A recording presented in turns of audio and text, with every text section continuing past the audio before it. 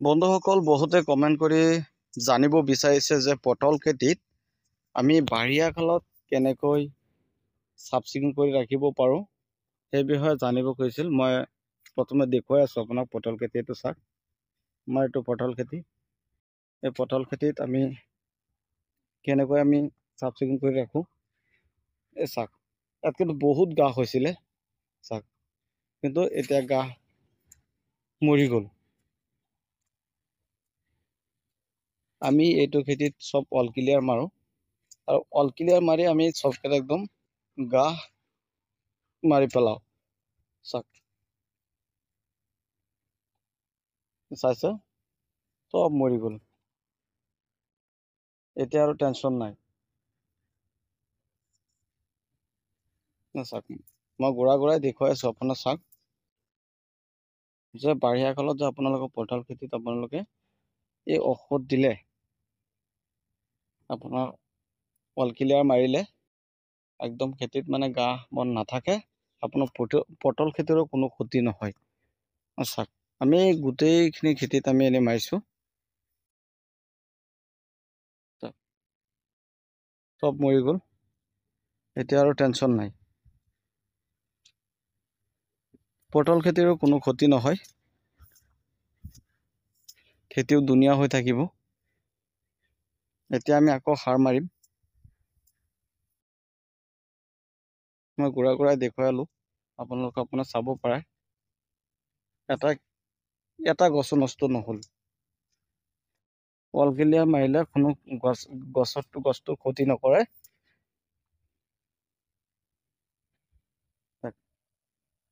গছৰ কোনো ক্ষতিয়ে নহয়, খেতিৰ মানে একদম ক্ষতি নহয় আৰু খেতিটো পুৰা ধুনীয়া হৈ থাকিব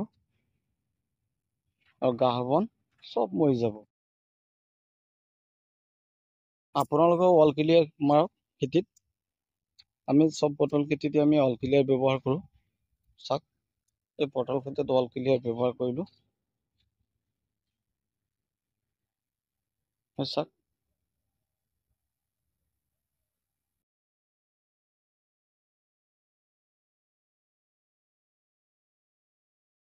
আমি সকলো সময়তে অল ক্লিয়াৰ ব্যৱহাৰ কৰি থাকোঁ।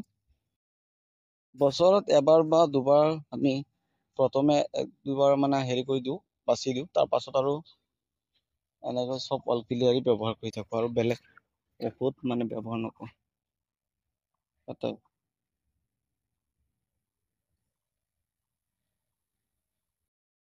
চাওকচোন খেতিটো, কিন্তু এইটো খেতিৰ পৰা আমি বহুতক আমি বিক্ৰী কৰিলোঁ।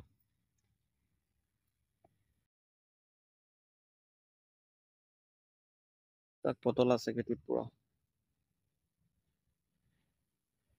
পটল লাগি আছে পুৰা।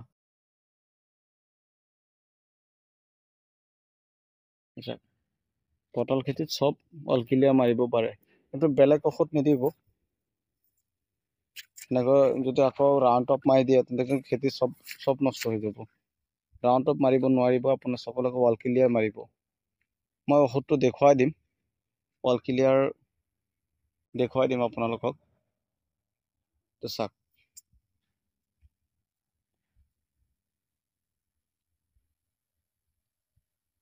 মই অল ক্লিয়াৰটো মই দেখুৱাই দি আছোঁ আপোনালোকক। চিন্তা কৰিব নালাগে কি ঔষধ দিব লাগে। বহুতে কমেণ্ট কৰিছিল যে বাৰিষা কালত আমি কি কৰিম। আমি এই ঔষধটো ব্যৱহাৰ কৰি থাকোঁ, এই ঔষধটো আপোনালোকে খেতিত ব্যৱহাৰ কৰিব। এই ঔষধটো ব্যৱহাৰ কৰিলে আপোনালোকে খেতি নষ্ট নহ'ব।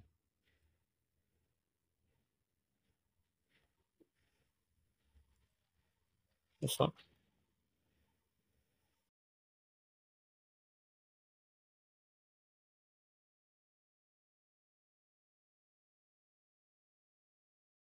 ইয়াত লিখা আছে অল ক্লিয়াৰ বুলি, অল ক্লিয়াৰ আপোনাৰ মাৰিব।